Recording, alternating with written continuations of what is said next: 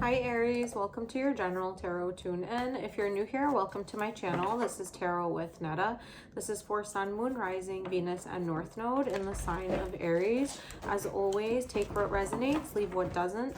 If the reading doesn't resonate with you, just check out your other placements, and if it does, leave a like, comment, and subscribe to the channel, as it helps to grow my little YouTube channel. Okay, my dear Aries, it's been a while. It's been a minute. Yeah, so let's dive in.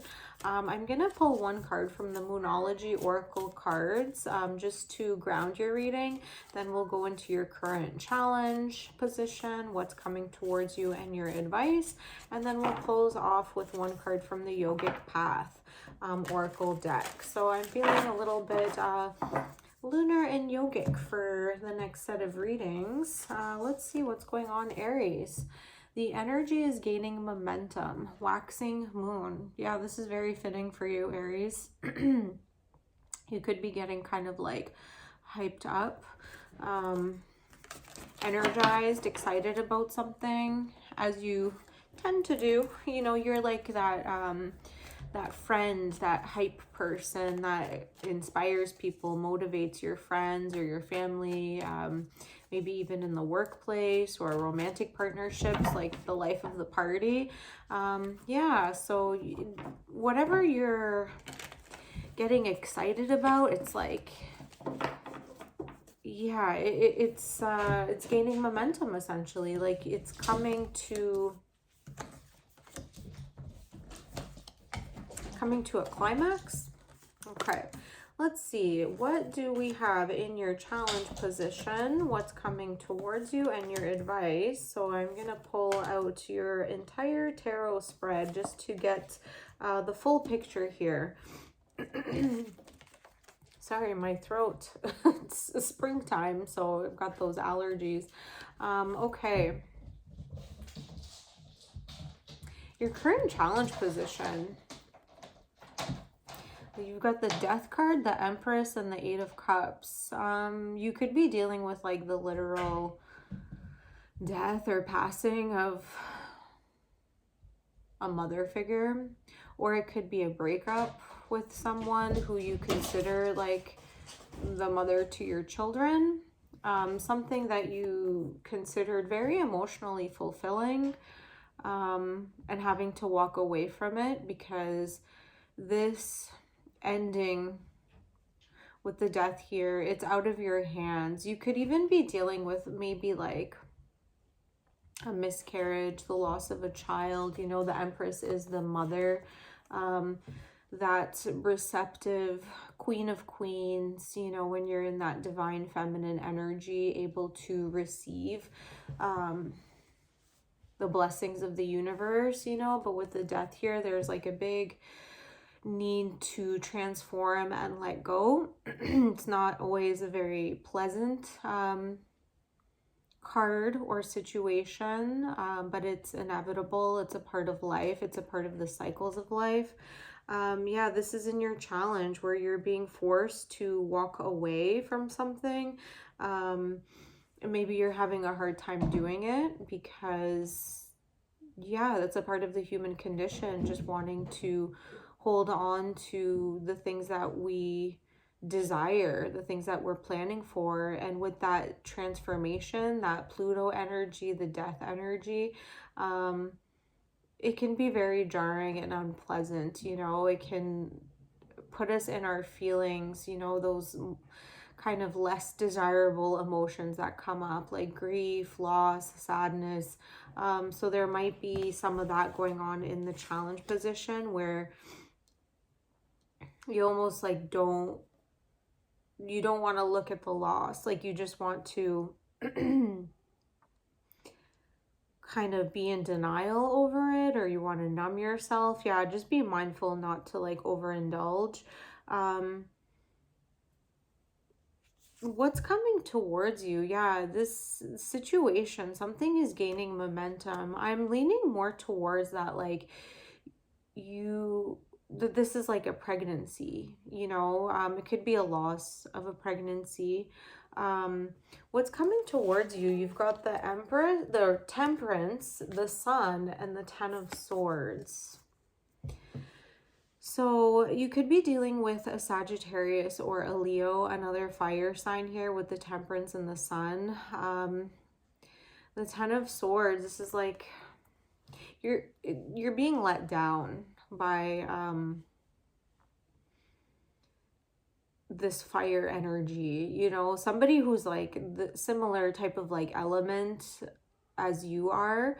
But there's some type of betrayal here with the Ten of Swords. Like, I really do not like the Ten of Swords energy. You also might be being called to exert some balance over your reaction in regards to this betrayal. Find things that bring you joy. Like, yeah, you could be going through some kind of loss, some kind of sadness and betrayal. It almost feels like too much, like where you don't have any other choice but to be happy, you know, because you're like, if I go the other way, if I go the other way of like feeling into the betrayal or the sadness or the loss, like you're almost afraid of the depression that you might feel. Yeah, this is taking quite a turn. Quite a serious turn, my Aries. What's going on? Okay, the energy is gaining momentum. Waxing moon. You could be being called to honor yourself, like honor your needs, let go of some type of dream that you had. At least put it on the back burner for a little while, because it seems that you keep getting rerouted. Your advice, the Nine of Swords, the Page of Wands, and the Judgment. There is going to be some truth that comes to light here with the Judgment, another major arcana. It's going to be a big truth.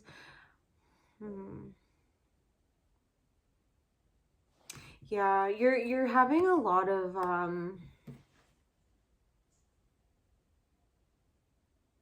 you're having a lot of anxiety in regards to this loss. Yeah, with the Page of Wands here, like it could literally be like the loss of a child, the loss of youth. You know, maybe your children are even growing up and like starting that process of individuation where, you know, they become like teenagers and separate themselves from their parents, and it's kind of feels like a stab in the back, you know. Maybe there was like an exchange of words, an unpleasant exchange, and you're just like trying so hard to stay positive and, you know, in balance, but yeah, going through the motions, like yeah, I could even see this as like an explosive type of energy. Like, you didn't get the Tower, but it's almost like two sides of the same coin, where, you know, you have the gifts of like, sorry, my cat Salem, he just needs to be outside for some reason. Springtime. Yeah, like where, you know, you have the gift of like having a child, and then the joy of like parenting them, but then once they start to become their own independent individuals and start separating themselves from you, it could be like maybe very lonely, and, you know, there could be like arguments happening,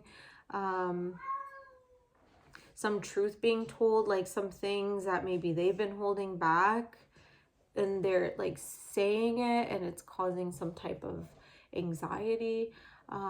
Yeah, okay, my dear Aries, let's get one card from the yogic path.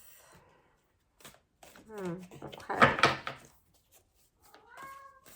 Yeah, I feel like this reading can go in like a few different directions, but I'm seeing that there's like some sense of like joy and loss, like blessings and sadness tied together. Sita. Okay, I'm going to read the description in the book. So let's see what your yogic advice is for this. Sita. I'm not sure if I've ever come across this one before, so okay. Let's hope I don't skip it. Okay. Sita, goddess of devotion and loyalty. You have devoted your entire self to a person or project, and your loyalty cannot be questioned. Even in the face of harsh treatment, you have endured in the name of love. Sita remained loyal to her husband Ram, despite being told he was dead and when another king wanted to marry her.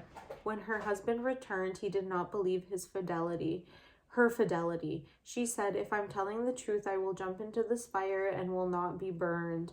She stepped into the fire untouched, proving that she was indeed loyal. Sita understands how much you truly care and the sacrifices you have made. You have displayed selfless devotion, which is one of the most holy things we can do. In serving those you love, you serve the divine. Yeah, that's the mantra, Sita Ram.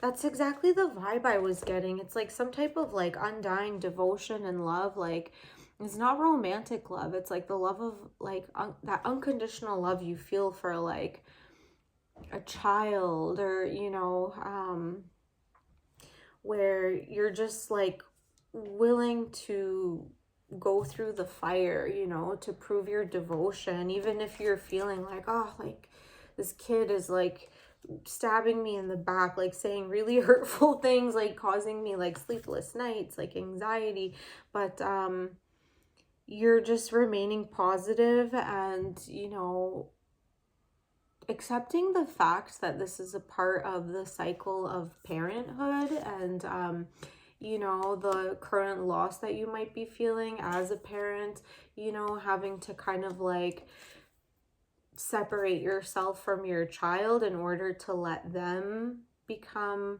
their own person. It's like becoming a little bit lonely and scary for you, but this is like the unconditional love, you know, where you're going to let them be free in order to experience life as their own human, with their own autonomy. That's what you're being advised to do, even though it might be difficult. You might be wanting to like cling on, but you know, if it's a child that is going through like teenage years development, like they're going to return. Like once they hit their early 20s, they'll come back and, you know, want to be close and like form a friendship with you. So just mind your words, like mind your tongue, and, you know, be supportive when they need that support, and even behind the scenes. Yeah, the energy is gaining momentum. This is like growth, the growth of your own offspring. Okay, my dear Aries, I hope this resonated. Let me know in the comments and I'll see you on the next one. Bye.